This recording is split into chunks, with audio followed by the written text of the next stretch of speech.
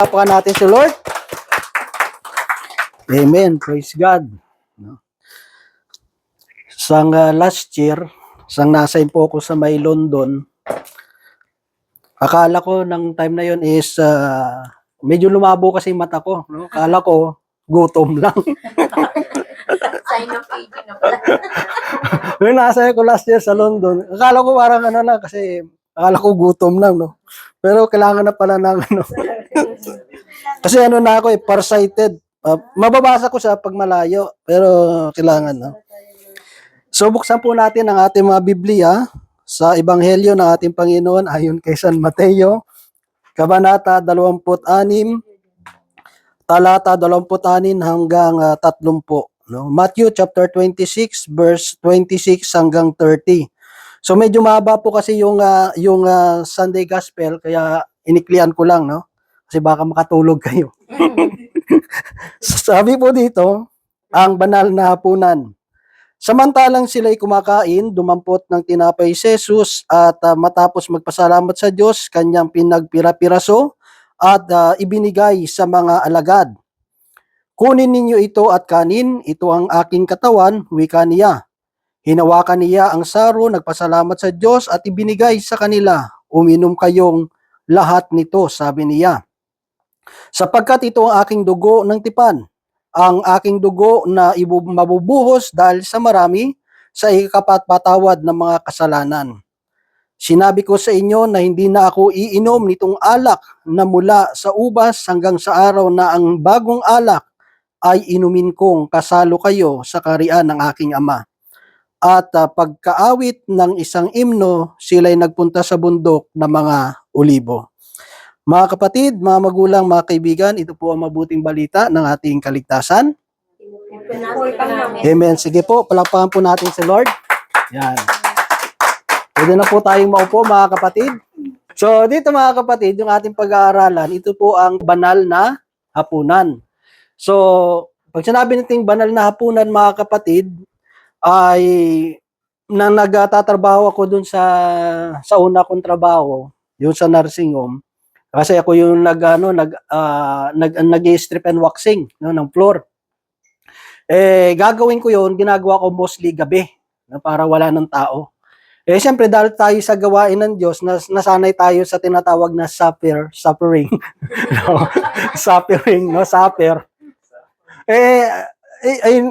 Siyempre, may notice yan no? Please be advised that this room will undergo strip and waxing after.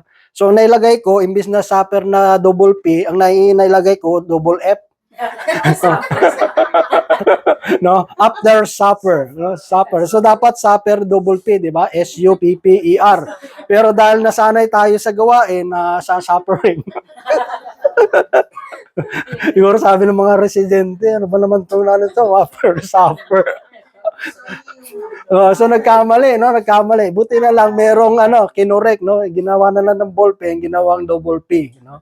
So, dito mga kapatid, itong banal na hapunan, kasi mahaba po talaga kasi yung gospel, sabi ko, pag binasa nating lahat, siguro yung iba baka sabihin makatulog na o kaya iba baka managinip na, no? So, dito mga kapatid, yung pupukasan natin is yung banal na hapunan. Gaano ba ito kahalaga? Dito mga kapatid, ang una dito, sabi ng salita ng Diyos, ang ating Panginoon kasama ang mga alagad, siya ay kinuha niya yung tinapay at yung saro at nagpasalamat sa Diyos. So dito mga kapatid, ang unang pinapakita po dito ay walang iba yung pag-alaala sa sakripisyo at muling pagkabuhay ng ating Panginoon, yung pag-aalay ng kanyang buhay.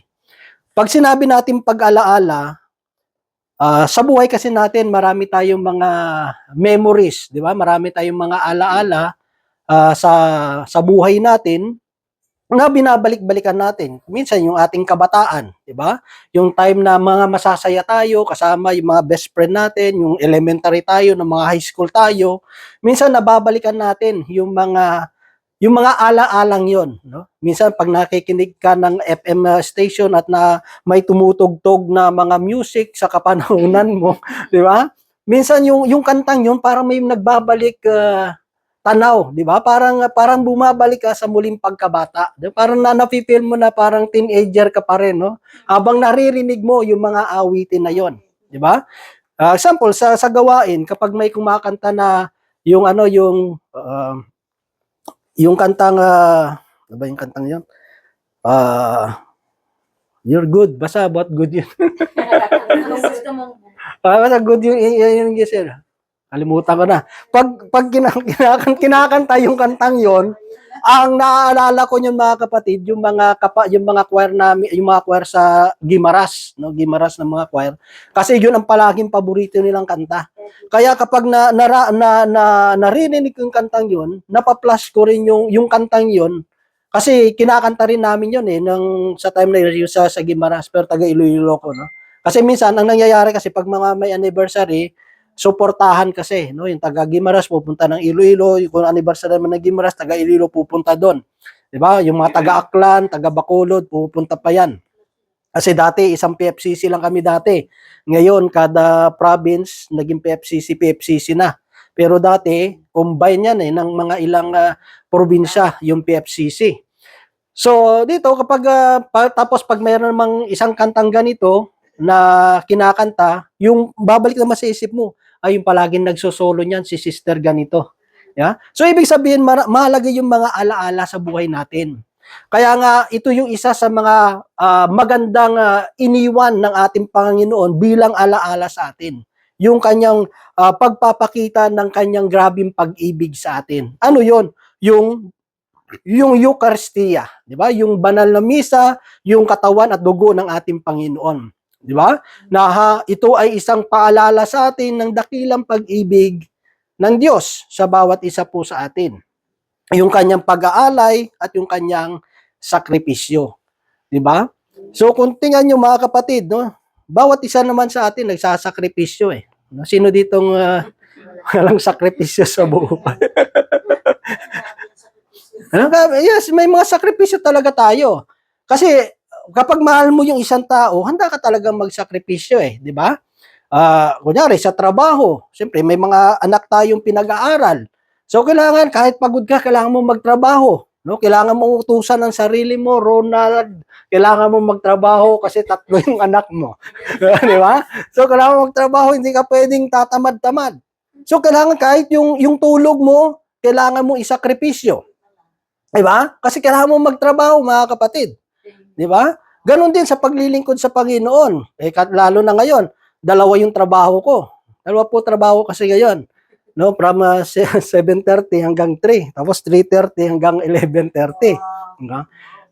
Ganon yung trabaho kasi 3 na yung anak ko eh. No?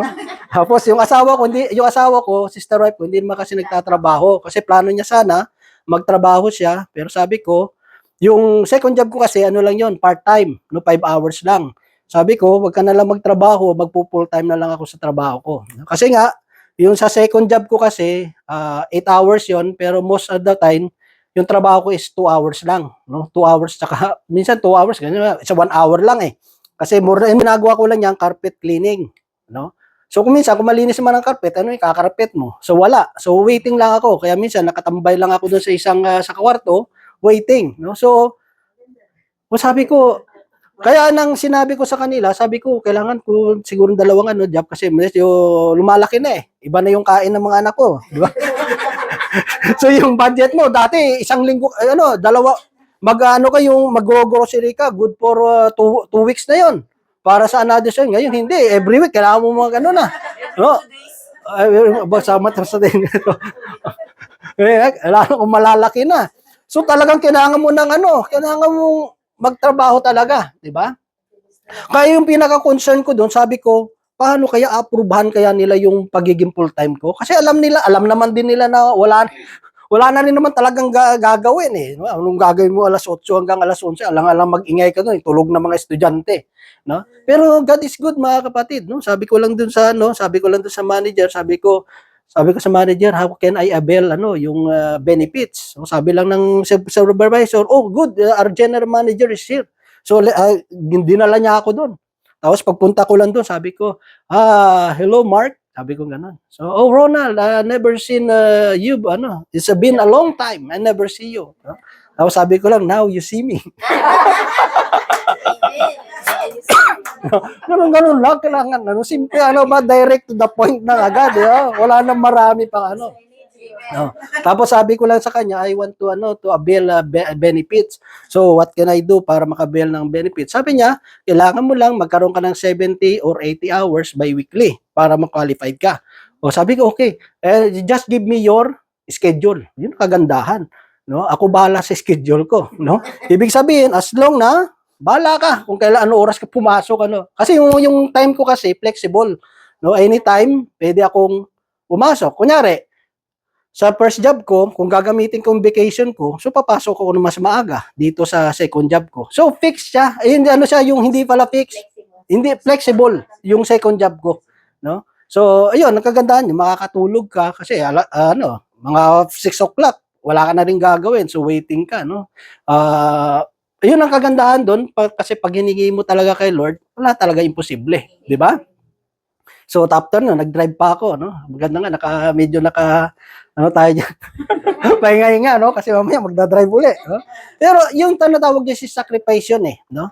Pero sa totoo lang kasi, hindi na kasi nagiging sakripisyo yung isang bagay kapag dahil sa pag-ibig. Ginagawa mo dahil sa pag-ibig, di ba? Katulad yan, sa mga anak natin, yung ginagawa natin yan, pwede nating tignan na sakripisyo, pero bilang magulang, sa atin hindi sakripisyo yun, Ginagawa kasi natin talaga yun dahil sa pag-ibig. Kasi ang sakripisyo kasi minsan parang ang dating is parang napipilitan ka ba? Parang pahirap sa'yo. Di ba? Pero hindi sa atin kasi yun ang kagalakan ng puso natin Di ba? Katulad ng ating Panginoon, kagalakan din ng puso niya Yung isakripisyo yung buhay niya para sa atin. No? Dahil yun sa pag-ibig. Kasi pag ginawa mo yung isang bagay dahil sa pag-ibig, hindi ka manunumbat. Yun ang mahirap sa tao no? Kasi kumpara sa kanya, sakripisyo yung ginawa niya, hindi mo kayo grabe sakripisyo sa'yo, sinusumbat. Alam mo sa totoo yung pag ginagawa mo dahil sa pag-ibig, hindi ka manunumbat Sa totoo lang, di ba, marami, normal talaga may mga tao talagang, hindi marunong tumanang ng utang na loob. May mga ganun talaga di ba, wala talaga. Yung iba nga, nagsakripisyo na Diba? Yung iba nga, hindi na nag-asawa Kasi wala talaga. Diba?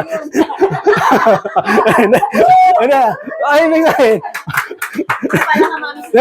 nagsakripisyo. Hindi, talagang sakripisyo di ba? Kasi, dahil nga, para kay Lord, para sa mga mahal natin sa buhay, kasi may pinag-aaral, may mga pamangkin na pinag-aaral, di ba? Talaga nagsasakripisyo Pero sa totoo lang kasi kapag ginawa mo yun dahil sa pag-ibig, katulad ng mga magulang, hindi mo isinusumbat yun Kasi bakit? Kasi ginawa mo yun dahil mahal mo yung anak mo 'Di ba? Pero pag yung mo parang ang dating sa hindi talaga pag-ibig, parang napilitan ka na lang kasi wala obligasyon ko 'to No, parang pag ganun yung tingin mo, kunyari ikaw magulang, parang ang tingin mo ay wala akong magawa, obligasyon ko talaga 'to Parang napipilit na yun Pero pag nandun yung pag-ibig, yes, nahihirapan tayo, pero masaya pa rin tayo. Diba? Kasi motivated ng pag-ibig. Dapat ganun din tayo sa Panginoon.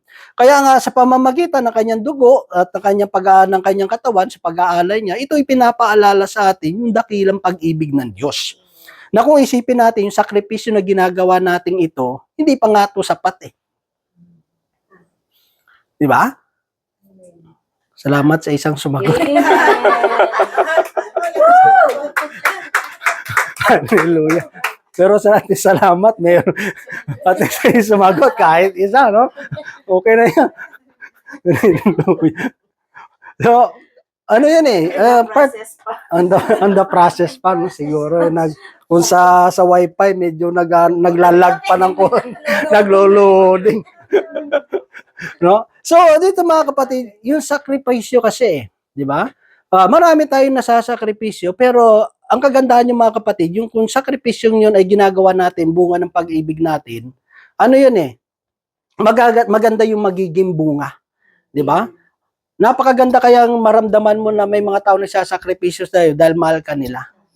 Ganon din sa Diyos Di ba?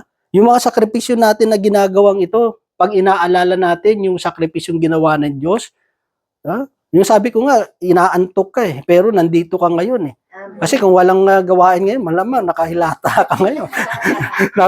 Natutulog ka ngayon, di ba? Naka-sitting pretty ka sana ngayon, di ba? Ganda saan, siguro ngayon, natunood ka na ng TV, kaya kung nasaan ka eh, di ba? Pero, inialay natin yung oras, yung panahon natin para sa Panginoon. Amen. Di ba? Kung isipin nga natin, anong inaalay lang naman natin sa Diyos, yung oras, yung panahon natin. Yung Panginoon, ang binigay niya, sinakripisyo niya, inalay niya, buhay niya. Diba? Kahit pa sabihin natin, Lord, inaalay kong buhay ko sa iyo, gamitin mo ako, Panginoon. Pero tayo pa rin minsan yung nasusunod eh. Diba? Kasi meron minsan naglilingkod sa Panginoon, nakadepende lang sa situation. O kaya, depende sa pakiramdam. No? Pag sabi niya, parang okay pakiramdam ko ngayon na. Amen? So, parang, yun, nasa mood na, no? Na-moody.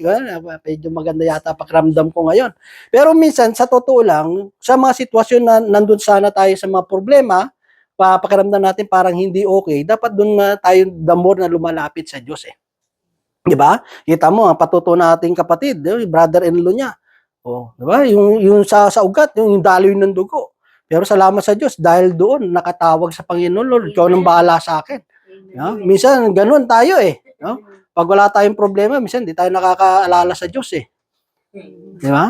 Mo, pagkakita mo, yung sarap ng pagkain, nakalimutan mo ng mag-pray, di ba? Kailan mo naalala mag-pray? Amen. Naalala mo na lang si Lord nang nabilaukan ka. Di ba? Di ba? Nang nabilaukan ka, doon mo lang naalala ang Diyos. Lord ko, Diyos, doon ka lang nakatawag ng Diyos.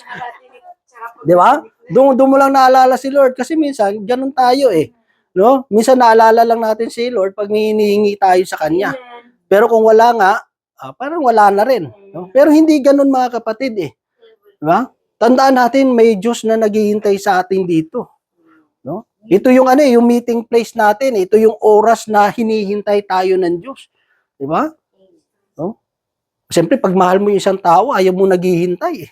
'Di ba? Yun, tsaka hindi mo siya iindiyanin. No? Kasi Pilipino tayo eh.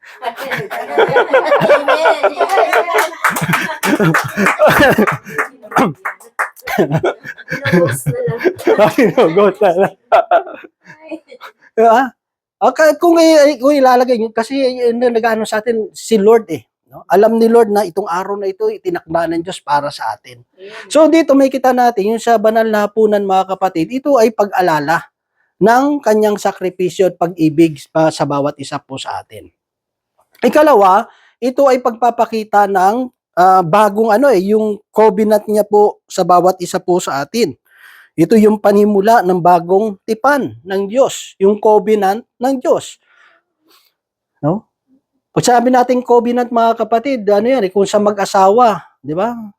Covenant yan eh, hindi yan kontrata, di ba? Yung marriage mga kapatid, hindi kontrata, kundi covenant yan, tipan. At yung tipan ng Diyos sa atin mga kapatid, sinilyuhan ng kanyang dugo. No? Ibig sabihin, walang makapaghihiwalay sa atin. Sa marriage, makapaghiwalay sa inyo, kamatayan. Pero pag nakakay Lord ka, yung covenant niya, hindi lang dito sa mundong ito. Kundi afterlife, nandun pa rin yung covenant ng Diyos. Kasi pag nakakay Lord ka, wala kang kamatayan eh. Yung katawang lupa mo, pwedeng mamatay. Kaya nga yung marriage sa mundo, hanggang dito lang. Kasi pag namatay ka na, physical lang yun eh. Pero yung covenant ng Diyos, hindi lang yung sa physical, di lang sa mundong ito, kundi sa ikalawang buhay. Kasi bakit kapag nakay Lord ka, tuloy-tuloy ang buhay mo? So, ibig sabihin, habang buhay ka, nandun yung covenant, nandun yung pangako ng Diyos sa atin. Ano yung pangako niya? Sa pagdating ng araw, makakasama natin siya. Sa pagdating ng araw, hindi ka naluluha. Yung luha mo, luha ng kagalakan, kasiyahan. Yung luha mo, hindi dahil na iniwan ka, hindi dahil na bankrupt ko o sa'yo na walan ka ng trabaho, no? Yung luha mo doon mga kapatid, yung luha ng kagalakan. No? Naranasan niyo po niya tumululuha niyo dahil sa kagalakan? Amen.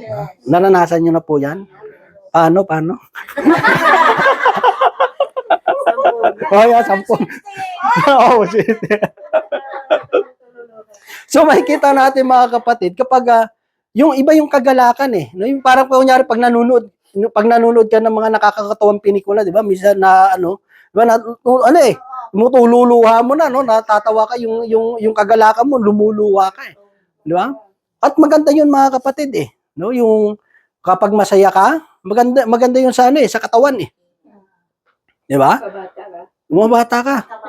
Oo, kaya nga sabi ni sister kanina, yung ugat, 'di ba? Ano na lang, medyo oo. Kasi pag tayo minsan kasi masyado tayong namumroblema, hindi maganda sa katawan 'yan eh. Yung sirkulasyon ng dugo mo hindi rin maganda, 'di ba? Oo, kasi masyado na stress yung ano natin, yung utak natin, yung isip natin. Kaya ngayon ang kagandahan kapag nakaka-Lord tayo. Kasi sa pag-attend natin sa prayer meeting, sa pag-attend natin ng banal na misa, sa pakikinig natin ng homilya, pagtanggap ng dugo at katawan ng Panginoon, nare-refresh yung utak natin sa pangako ng Diyos. 'Di ba? Pag alis mo ng simbahan o pag alis mo ng prayer meeting, fresh yung utak mo. 'Di ba? Kasi buong linggo na puro problema eh, problema sa trabaho, problema sa mga bills mo, problema sa mga anak mo, problema rin sa sarili mo. 'Di ba? Kasi minsan namumroblema rin tayo sa sarili natin, minsan hindi natin maunawaan, Lord, ano ba talaga gusto? Amen. Kaya nga mahirap i-solve yung problema ng ibang tao kung tayo mismo, yung sarili natin, hindi natin ma-solve yung problema natin. 'Di ba? Marami tayong iniisip eh. Crowded tayo, punong-puno tayo ng problema sa buhay. Kaya yun ang kagandahan mga kapatid, pag nakaka-Lord ka eh. Kasi bakit New Covenant? Ang covenant ng Diyos na ito mga kapatid, sinilyuhan ng Diyos sa pamamagitan ng kanyang katawan at dugo. Amen? Yun ang maganda ng mga kapatid eh. 'Di ba? At hindi lamang yung mga kapatid, may kita natin, ang sabi doon, ito ay hindi lamang ito pasimula ng bagong tipan. Kasi yung tayo ngayon ay nabubuhay sa biyaya ng Diyos. Kasi dati sa Old Testament, para maging kalugod-lugod tayo sa Diyos, para patawarin tayo ng Panginoon, kailangan mo muna magsakripisyo ng mga animals, yung kanilang mga dugo nila, iaalay para mapatawad tayo. Pero ngayon, tayo ay under na sa biyaya ng Diyos. Malaya tayo makakalapit sa Panginoon. Di ba? Kapag may problema ka, may hinihingi ka, pwede ka manalangin sa Panginoon. Pwede kang manalangin, pwede kang humingi sa Diyos. Minsan tayo lang yung tinatamad lumapit sa Panginoon. Minsan tao ganun eh, tinatamad eh. Sasabihin mo na, Lord, yung pinag-pray ko kahapon, yun na rin ngayon. Well, sabi mo, Lord, alam mo naman yung kailangan ko, Lord, no? Kailangan pa bang i-memorize yan, no? Minsan ginagano natin eh, shortcut natin eh, yung prayer natin sa Diyos eh. Kaya tingnan mo, iba yung prayer ng taong problemado at yung taong na nagpe-pray na walang problema eh. No? Kasi pag may problema ka, talagang feel na feel mo si Lord eh. Feel na feel mo eh. Lumuluha ka pa eh, no? Talagang kung pwede ka lang bigyan ng pang-PAMAS award eh, no? Di ba? Pwede ka nang mag-artista kasi talaga yung luha mo eh, no? Brother, yung walang problema, ano mag-pray? Yung walang problema, yun ang pinakamalaki niyang problema. Kasi bakit? Kasi alam nyo, normal sa tao ang may problema. Normal sa tao may problema. Kaya kapag wala ka ng problema, yun na ang pinamalaki mong problema. Amen? Ang mangyayari niyan, baka lahat na... Hindi, sa ano naman yan, sa prayer. No? Kasi pag ang tao may problema, talagang feel na feel mo si Lord. Kasi nga, lumuluwa ka. Tingnan mo sa prayer meeting. Sa prayer meeting, alam mo agad kung sino may problema eh.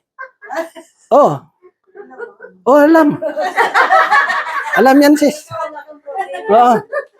Kasi tingnan mo, yung mga taong walang problema, pag nagjo-joyful, talagang joyful eh. Makikita mo, nakangiti eh, no? Talagang tuwa siya, nagpupuri sa Diyos eh. Pero yung taong problemado, wala eh. No? Walang problema. Yan, walang problema. Pero yung kagandahan na naman, yung mga problemado naman, sa worship bumabawi. No? Sa worship naman. Kasi yung mga problemado, pag nag-worship, talaga naman feel na feel si Lord. Diba? Pero yung mga walang problema, nakaganon lang. Nag-o-observe lang, no? Nag-o-observe lang, ganun. Walang problema eh. Pero pag problemado ka, talagang bumabawi ka sa worship. No, sabi ko, chance ko na to. No? Chance ko na to. Pero ang katotohanan kasi, it's a reality ng buhay na kapag ang tao, walang problema, walang pinagdaraanan sa buhay, nakakalimutan ng Diyos eh. Parang yung taong over ko, gumaling. No, sabi, Brad, may sakit tong taon to. Over, gumaling. Ang problema ng gumaling, hindi na umate ng gawain ng prayer meeting. Sabi sa akin, Brad, naalala mo yung over mo na gumaling? Oh, sis, nasaan na yon? No? Sabi, hindi na nga umaatin, Brad eh. Sa tingin mo, kailan kaya atin uli yun? Pag nagkasakit uli. No? Sabi ko, pag nagkasakit uli, no? Minsan ganun yung tao eh. Di ba? Pero mahirap kasi niyan, yung chance, binibigyan tayo ng chance ng Lord eh. Di ba? Ang mahirap doon, dumating tayo sa point na wala na eh. No? Eh baka mamaya, yung pagkakataon na yun na pala yung huling pagkakataon na ibinigay ng Diyos. Tapos sinayang pa natin. At tumahimik ang paligid. Masyado kayong seryoso yun. Seryoso buhay. Maraming tao ngayon mga seryoso. Nirekado masyadong serious, di ba? So dito, may covenant eh. May pangako eh. Kaya nga tayo mga kapatid, bakit na sa hirap ng buhay, kahit ano may pinagdaraanan natin, hindi tayo nawawalan ng pag-asa. Kasi bakit? Kasi may covenant eh. May pangako ang Diyos eh. Kasi kapag ang tao nawalan na ng pag-asa sa buhay, para ka ng patay niyan. Ang tawag sa'yo, living dead. Buhay ka pero patay ka. Kasi bakit wala ka ng pag-asa eh. Di ba? Inababayaan mo na lang yung sarili mo. Wala ka ng pakialam anong mangyari sa'yo. Kasi wala ka ng pag-asa eh. Eh tayo, kahit anong bigat ng buhay, kahit anong bigat mga suliranin natin pinagdaraanan, bakit everyday bumabangon ka sa higaan mo? Kasi umaasa tayo. Di ba umaasa tayo na sa pagising natin, may inilalaan ang Diyos sa bawat isa sa atin. Di ba? O yun ang maganda eh. Naaalala natin, may pangako ang Diyos na hindi tayo iiwan, hindi tayo pababayaan. Ang Diyos kasi pag pinangako niya hindi tayo iiwan, hindi talaga tayo iiwan ng Diyos. Hindi yan pareho ng mga taong sasabihin sa'yo, nasa likod mo lang kami. Nasa likod mo lang kami. Tapos pag tingin mo, wala na. No? Nawala na, di ba? Minsan ang tao, pag ang pangako ng tao panghahawakan mo, napapako yan eh, mabobroken yan eh. Pero yung pangako ng Diyos, hindi yan nagbabago eh. Kasi siya ang Diyos noon, ngayon at magpakailanman. Ibig sabihin, hindi nagbabago ang Diyos. Tayo lang minsan yung nagbabago sa Panginoon. O, tingnan mo, maraming mga tao, mga pre-partner, galing sa Pilipinas. Lord, makarating lang ako ng abroad, Lord. Diba? Talagang pinay-pre-request pa. Lord, gusto ko pupunta ng Canada, Lord. Yeah? Pagdating ko sa Canada, Lord, mag-serve ako sa iyo, maglilingkod ako sa iyo, Lord. Kahit nasaan yung gawain, hanapin kita, Lord. Marami nang pinauwi. No. Di ba? Marami ng pira, wala na. Wala na. Hindi nagsimba. Oo. Atin ang gawain, umpisa lang. Pero naging busy na, wala na yung pangako kay Lord. Oo. Marami yan. Na Lord, makahanag na ako dito. Pero ngayon, wala na. Tapos ipipray over, sasabihin nang siya nakarating na dito, Lord, yung husband ko, yung mga anak ko, Lord, madala dito sa Canada, maglilingkod kami sa iyo, Lord. Na nandito na, wala na. Kasi nangyayari ngayon, wala, nasa trabaho na, sa mga bills na, ganito. Wala na, nakalimutan na yung pangako sa Diyos. Di ba? May the same thing, yung mga galing din sa abroad. Sabi niya, magpupurgod na sa Pilipinas. May mga ganun eh. Sabi, magpupurgod na tayo sa Pilipinas. Magkita-kita tayo doon, mga sister. O tapos, tayo sa prayer meeting doon. Eh, kasi sa Pilipinas kasi, iba yung paglilingkod talaga doon. Dito sa Canada, palagi ko sinasabi, katulad sa akin, may trabaho ako eh.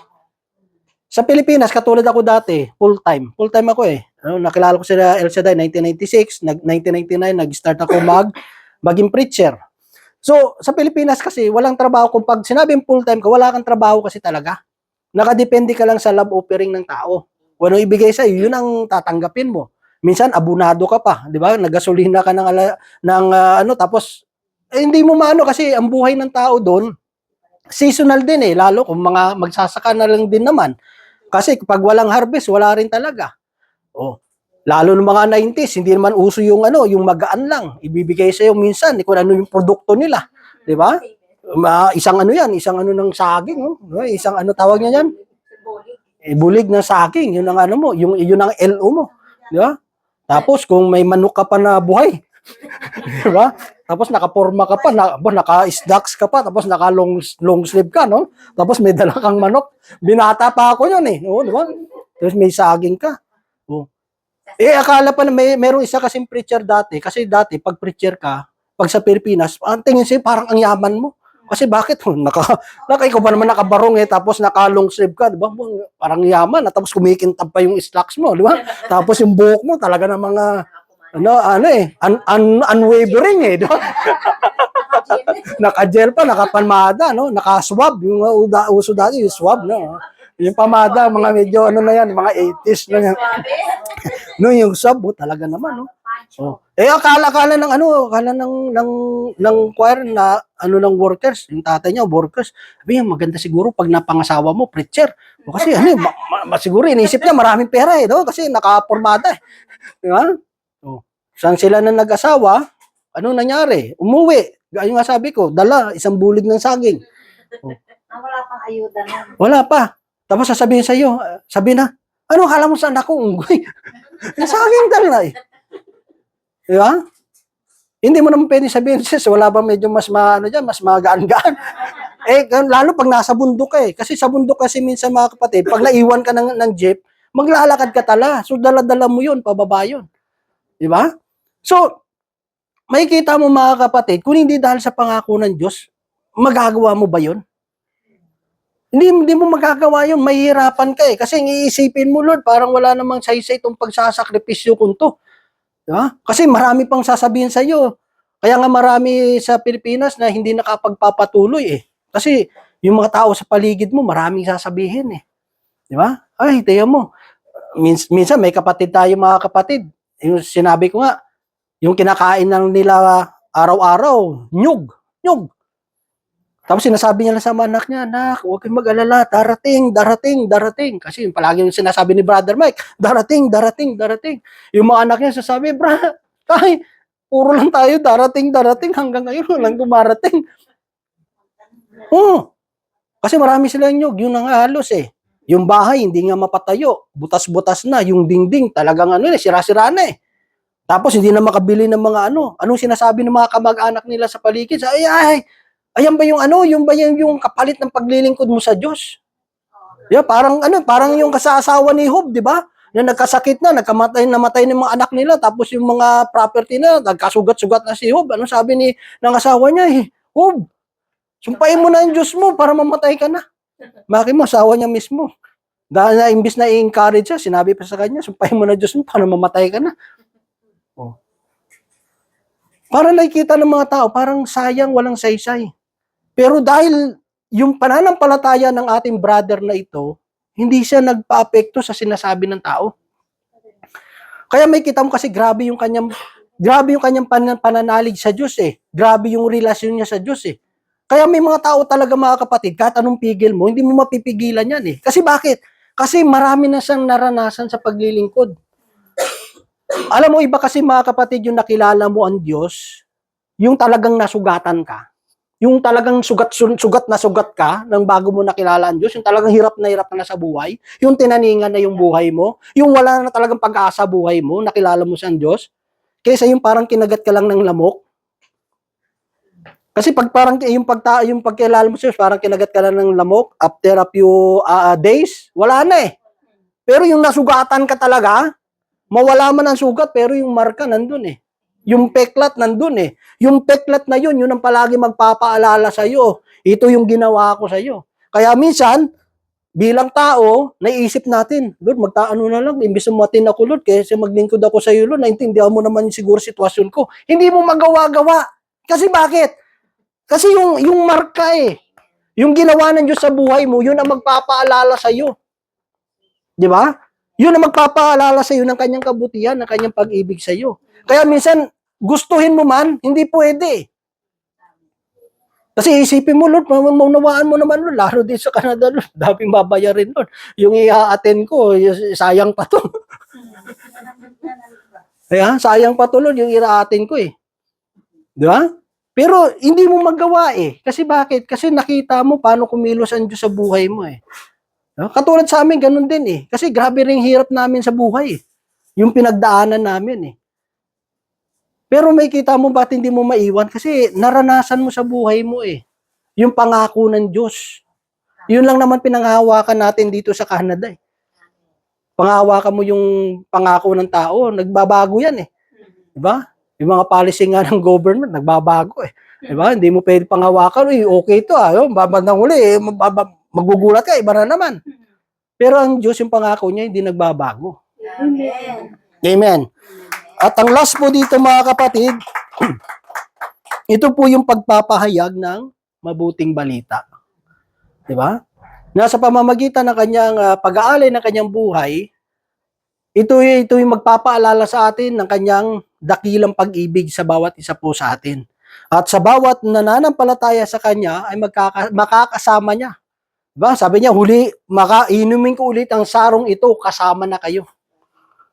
Diba? Kasama na kayo. Kaya ito yung mabuting balita eh. Yung mabuting balita na nagbibigay ng pag-asa sa bawat isa sa atin. Diba? Yung dati, problemado tayo, pero nakilala natin si Lord. Yung problema, nandiyan pa rin naman eh. Hindi naman nawala eh. Pero, naging magaan pasanin. No? Ay, na-expect kasi ng iba, kunyari may problema ako, ilalapit ko sa Diyos, mawawala problema ko. Hindi. Nandiyan pa rin yung problema mo. Pero ang kaganda lang doon, nagkakaroon ka ng pag-asa. Ang Diyos ngayon, bibigyan ka ng karunungan, ng kaalaman kung anong dapat mong gawin. Medyo magaan na siyang pasanin. Kasi bakit? Kasi hindi lang ikaw yung nagpapasan na eh. Kasama mo na ang Diyos. Kasi dati, nang wala tayo sa Panginoon, tayo lang mag-isa yung nagpapasan ng problema. Kaya tayo bigat na bigat sa problema natin. Pero dahil na kay Lord na tayo, hindi ka na nag-iisa, meron ka ng kasama. Kasama natin ang Diyos, kaya nga, magaan na eh. Yun ang mabuting balita. Kasi palagi minsan mga kapatid, masamang balita yung naririnig natin. Lalo na pag sa pamilya mo may sakit. Naranasan ko yan eh. Yung sa nanay ko dati kasi, diba, nagkaroon ng breast cancer, tapos yung buto niya naman, no? Bawat tawag sa akin ng mga kapatid ko, iba agad yung matakbo siya. Tumatawag yung ano. Diba? Parang agad eh. Oh. Kaya may kita mo mga kapatid, pero yung ng Lord eh, yung mabuting balita niya eh. Na sa buhay natin mga kapatid, ano man yung dinaranas natin, sabi doon, walang pagsubok na dumating sa buhay natin na hindi natin kaya. So ibig sabihin lahat ng binagdaraanan natin yan, kaya natin. Sabi niya, hindi niya ibibigay sa iyo yan kung hindi mo kaya. Ibig sabihin, kung ano man yung pinagdaraanan natin, kaya natin yan. Kailangan lang natin magtiwala sa Diyos. Kaya nga sabi niya, kung saan ako mahina, doon ako malakas. Kasi sa panahon na tayo yung mahina, doon natin nararanasan yung kalakasan ng Diyos. Ano nangyari? Sabi ko kanina, yung kwento ko, nagpatuloy si brother. Ngayon, yung mga anak niya, yung iba seaman. Yung isang anak niya, engineer. So, maganda ng pamumuhay nila ngayon. Kasi bakit nagpatuloy siya eh? At ano ang maganda dun mga kapatid? Makikita ng mga anak niya na professional na ngayon, kung babalikan nila yung buhay nila dati, makikita nila kung sa kakayanan nila ng tatay nila, hindi sila kayang patapusin sa pag-aaral. Doon nila makikita na hindi ito mangyayari kung hindi kumilos ang Diyos. Kung hindi dahil sa tulong ng Diyos, hindi mangyayari. Kasi kung tingnan mo, kung sa sitwasyon lang natin, mahirap eh. Pero bakit napatapos niya yung mga anak niya, naging professional? Kung titignan mo yung sitwasyon niya dati, nyog na nga lang kinakain eh. Hindi nga mapaayos yung bahay nila eh. Kung titignan mo yung sitwasyon, hindi talaga kaya. Pero sabi, walang bagay na hindi mapangyayari sa taong may pananalig sa Diyos. Huh? Walang bagay na hindi mapangyayari. Minsan, tinetest lang ng Diyos yung tiwala natin sa Kanya eh. Minsan, kwene-question kasi natin ng Diyos eh. Lord, bakit? Yan kasi mahirap sa atin minsan. Pag biyaya ang dumating, hindi natin kwene-question ng Diyos. Pero pag problema na, kwene-question na natin. Paluha pa na. No, paluwa ka pa. Pag biyaya, sa'yo lahat. Pag problema, sasabihin mo, Lord, bakit ako? Pwede naman sa kanila. Pag problema, kaya ang bilis mo ibigay sa ibang tao, pero pag biyaya, sa'yo lang. Oh, minsan tatahimik-tahimik ka pa. Di ba? Minsan ganun eh. Pero pag problema, parang andali sa ating magbigay, Lord, bakit ako? Oh. Kaya nga binigay sa iyo eh. Kasi bakit? Sa likod ng mga problema, nandun kasi matapos tayong subukin, nandun yung biyaya ng Diyos eh. Kasi bakit? Tumatatag yung pananampalataya natin. Mas lalong lumalalim yung pagkakilala natin at relasyon sa Diyos. Kaya tingnan mo yung mga taong napagdaanan nila yung grabing problema na hindi sila iniwan ng Diyos. Yung mga konting problema, tinatawanan nyo na lang eh. Tinatawanan nyo na lang. Amen. Walang sumagot. Alam nyo kasi doon sa Pilipinas, sinare ko na rin to sa Toronto eh. Kasi sa Pilipinas kaming mga preacher kasi, sa Iloilo, mostly kami nagdo-donate kami ng dugo. Sa may Red Cross, Kasi maraming prayer partner nangangailangan ng dugo. Kasi alam mo naman sa Pilipinas, siyempre, pag humiram ka ng dugo doon sa blood, kailangan balikan mo. Tapos may bayad na, tapos kailangan may kapalit kasi. No? So kami every 3 months kami nagdo-donate, no. Sabihin, Brad, may dugo ka pa ba? Okay. Okay lang, pero ang kagandahan kasi noon na nagbabago yung yung dugo mo eh. 'Di ba? Tapos yung kung hindi man dugo yung yung placenta mo, 'di ba? Yung malaking tulong 'yon.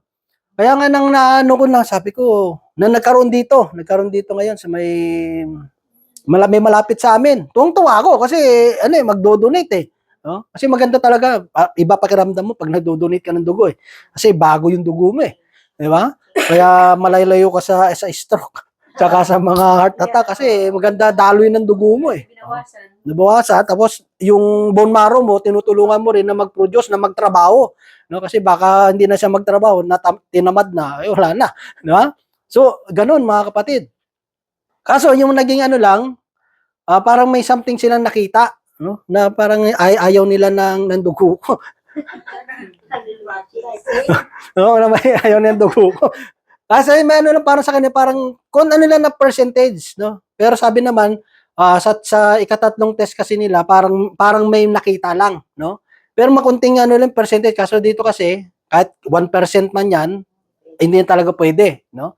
Pero nang chinek ko naman, yung nagpa-blood uli, clear naman, wala namang nakita. Kasi minsan kasi pag yung mga aparatos na ginagamit, doon kasi minsan kasi nagkakaroon ng problema eh. No, kapag yung ginamit sa is nagkaroon ng contaminated kahit konti lang, na 'yon eh. Minsan hindi naman sa dugo mo may problema eh. Oh. So, siyempre medyo sabi ko, medyo nang lupaypay ako, siyempre, parang sabi ko nga kay sister wife, talagang isa ito talaga parang bumagsak yung ko, kasi talagang masaya ako eh. Tapos ganun yung resulta. Tapos bandang huli, yung nagpa-check up, in-x-ray na rin nagkaroon na ako mga ultrasound, siyempre kaya i-check eh. So nakita na mataas yung iron, blah blah blah, yung sugar, no?